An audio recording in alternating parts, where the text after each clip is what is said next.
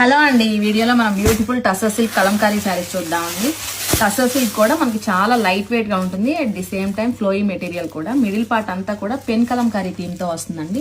Border కూడా మనకి unique గా వచ్చిందండి. గ్యాప్ వీవింగ్ స్టైల్ బోర్డర్ లో ఇలా స్ట్రైప్స్ వస్తాయి అనమాట.